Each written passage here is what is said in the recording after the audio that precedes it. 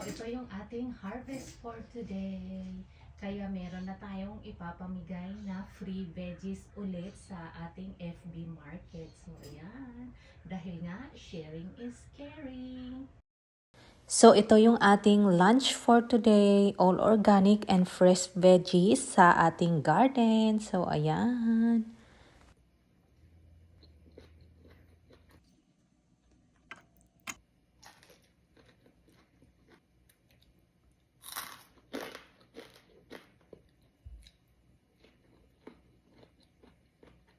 Sarap naman pala. Hello, good morning. So today magha-harvest tayo ng ating gulay. Kung nakikita ninyo, nandito tayo ngayon sa harap ng ating zucchini. So, ang bilis nilang lumaki, mga 3 to 5 days ang laki na nila. Kaya ngayon magha-harvest tayo ulit dahil yung last harvest natin, actually nagluto lang ako ng isa and then the rest pinamigay ko na sa FB Market, which is pinick up naman nila agad. So ngayon iha-harvest natin ulit and then ibibigay din natin for free kaysa masayang lang at least magamit ng iba. So tara na at samahan nyo kung mag-harvest. So ayan, grabe ang laki oh. Ayan. Tingnan nyo oh, ang laki. Grabe ang laki, pero bata pa ito siya. Gusto ko yung ganito lang kaliit. Pang air fry. Ayan.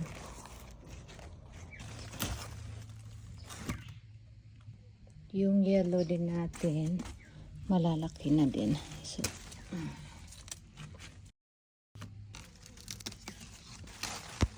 ayan. So, ayan yung ating zucchini. Marami-rami isang basket. So, ayan, medyo magulo dito kasi nag-aayos ako. Minug ko dito yung ibang halaman sa side. Ayan. Hindi pa ako tapos. So, ito, hinarvest ni Habi. Yan, grabe ang dami oh. Harvest din tayo ng ating talong.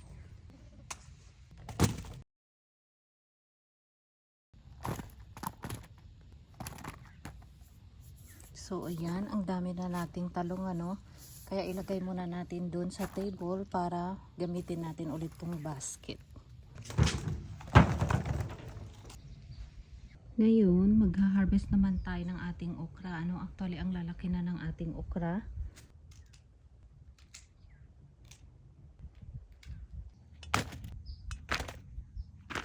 So, ayan, ang dami nating harvest na okra. Ngayon, yung kamatis naman natin ang kukunin natin.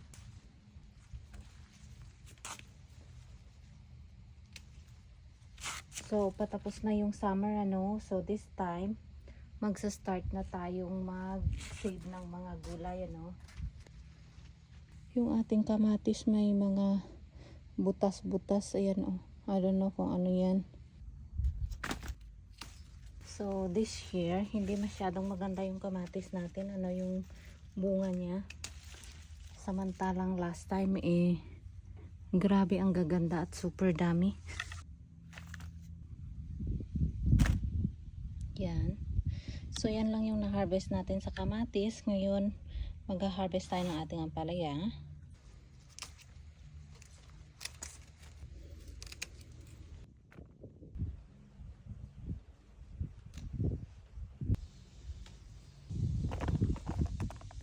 As usual, yung sili natin. Actually, lagi nauubos yung sili natin, Kaya, ayan. Kakausbong lang ng bunga. Hina-harvest agad. Kaya medyo maliliit pa yung iba. Nag-start na din magbunga itong pahabol natin, Grabe yung pawis ko. Tingnan. Grabe guys, tingnan nyo, oh. Grabe yung pawis ko. Actually, maaga pa lang dito, So, mag-almost 90 degrees. Kaya grabe. Super init. Kaya tumutulo talaga yung pawis. Kaya ayan, tingnan nyo, oh. Ang dami na namang bunga yung ating sitaw. Yan. O, diba? Nakakatuwa. Parang ilang araw pa lang since the last time na nag-harvest tayo. Ngayon, ang dami na namang bunga. Actually, parang nagkaroon ng black aphids yung ating sitaw, Parang may itim-itim. pa-comment naman kung ano yung ginagamit ninyo. Kasi hanggat maaari ayaw namin gumamit ng mga spray dito sa gulay natin, ano. So, napapansin ko yung gulay natin, ayan, oh. Yan. Parang black aphids. Yan. So, let's say, try natin sprayhan ng sabon mamayang hapon. So, parang taba na nila, oh. Parang tumanda na. Ito, oh. Ako kung kukunin ko yan o wag na. So, magsa-start na tayo mag-save din ng ating sitaw. Kasi hindi pa ako nag-start maglagay sa freezer. Yan.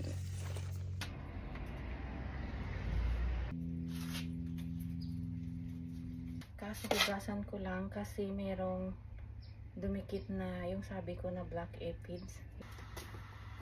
So, ayan, ano, gumamit ako ng high pressure dyan sa hose natin, ano, para mahugasan natin yung ating sitaw para mamaya isprehan natin ng sabon. Hopefully mawala or matanggal natin yung black aphids, ano. So, ayan. Ayun, harvest natin yung ating pipino. Malaki na, ano. Ayan. Hindi ko alam kung meron pang malaki. So far, meron dun sa taas pero maliit pa lang. Dalawa lang sa pipino natin, ano. So ngayon, mag-spray lang ako ng sabon tubig dito sa ating sitaw, ano, kasi yan, oh. Merong mga black bugs, black aphid ba? Yan, oh. Yan. Yan, oh. Grabe ang dami. Kaya nagsa-start silang pumunta dito sa bunga niya. Kaya mag-spray muna ako. Ayan, pero lagay muna natin yan doon sa lagayan natin. So, ayan. Harvest muna natin yung ating cherry tomato. Ang cute talaga ng kulay niya. Parang candy color. Ganda.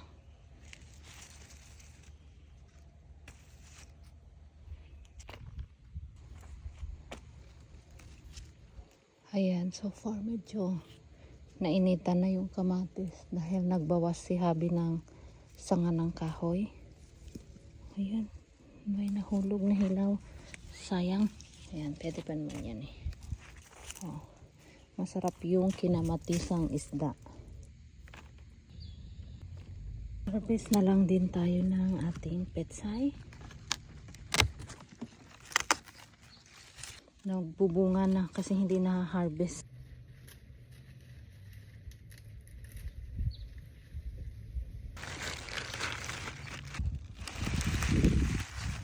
Yan, punong-puno na, no? Actually, marami pa tayong pechay, pero yan lang muna. Tignan nyo, oh. Punong-puno. So, ayan, ano, ito na yung lahat ng na-harvest natin. Kaya kung nakikita ninyo, grabe, ang dami na naman natin na-harvest na gulay. Although marami pa namang incoming na gulay ulit, ano, lalo na yung ating zucchini. Grabe, ang sipag talaga magbunga. Tingnan nyo, oh, grabe, sobrang laki, oh.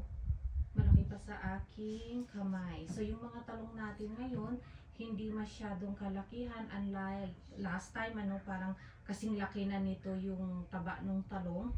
Pero this time, hindi masyado dahil hina-harvest natin siya agad. So, ganitong size lang siya. So, ngayon, dahil patapos na din yung summer, so magsa-start na tayong mag-imbak ng ating mga gulay, ano, para sa ating winter supply. Pero, syempre, hindi natin ito ma-freezer lahat, ano, kasi marami pa namang bunga yung ating gulay.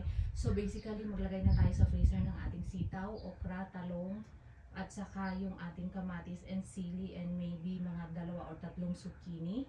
And then maybe patola kasi ang daming bunga ng ating patola. So the rest ipapamigay natin dahil yung mga puti dito, ano, or yung mga Meksikano gusto nila yung zucchini and maybe pechay at saka talong. Hindi ko alam kung magugustuhan nila itong patola kasi ang alam po mga Asian ang gustong kumain nito.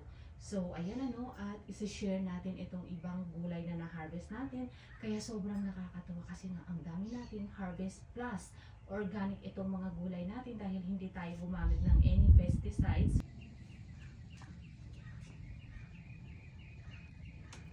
So, ayan, ang dami na namang nating na-harvest na gulay, ano. Dami din nating petsay.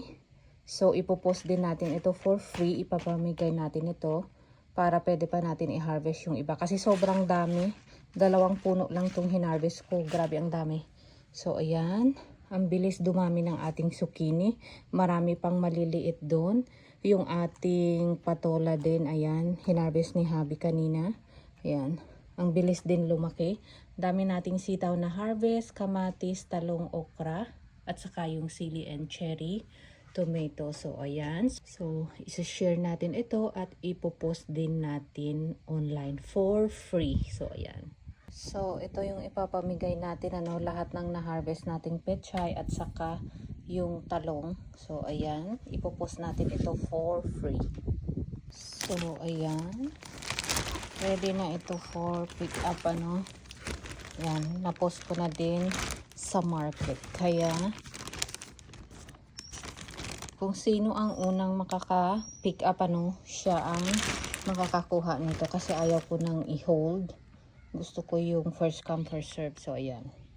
So, ayan na no, may magpipick up ng gulay. Actually, 4 ang nag-PM agad. Pero sabi ko, first come, first serve. Kaya ayan, may dumating agad.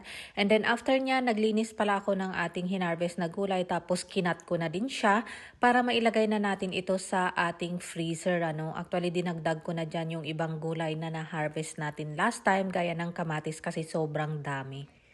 So, ayan na no, malinis na lahat ng gulay natin. Kaya ready na natin ito ilagay sa ziplock para mailagay natin ito sa ating freezer, ano, para sa ating winter supply. So, ayan. So, after natin gawin ito, ano, ay magluluto din tayo para sa ating lunch. So, ayan ano, naglaga pala ako ng talong, tapos okra, perfect ito sa bagoong, ano.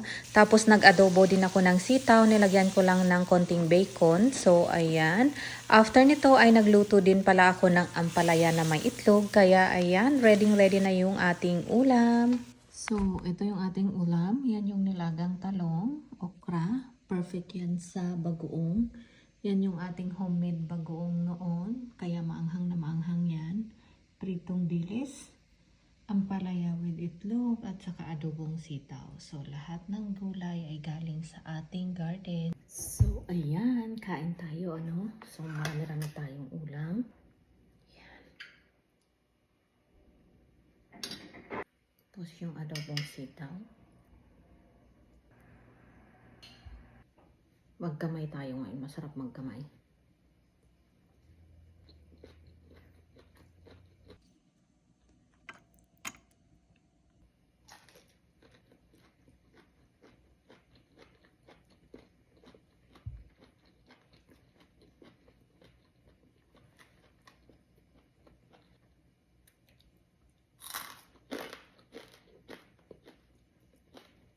Super crunchy.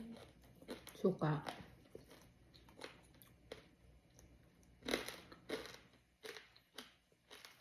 Ang sarap.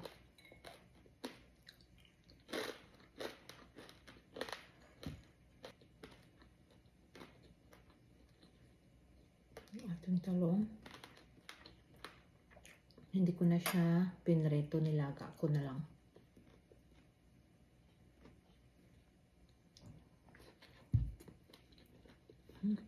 Ang sarap.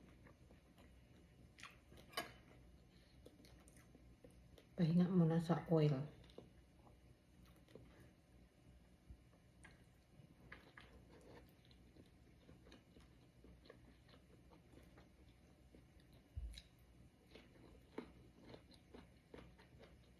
Ang sarap na ang palaya.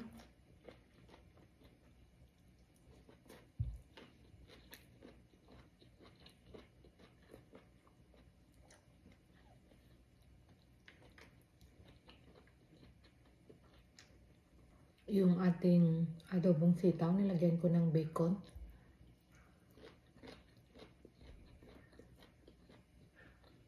Bali yung oil ng bacon, yun na yung pinanggisa ko.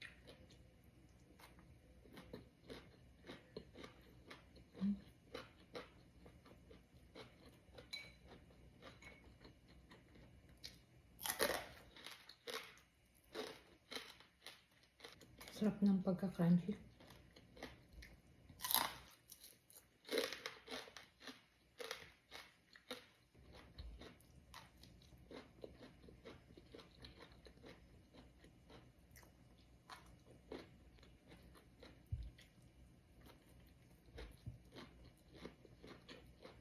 Pag ganitong ulam talaga mapaparami ka ng rice. So, yun lang. Share ko lang. Bye-bye. Kain tayo.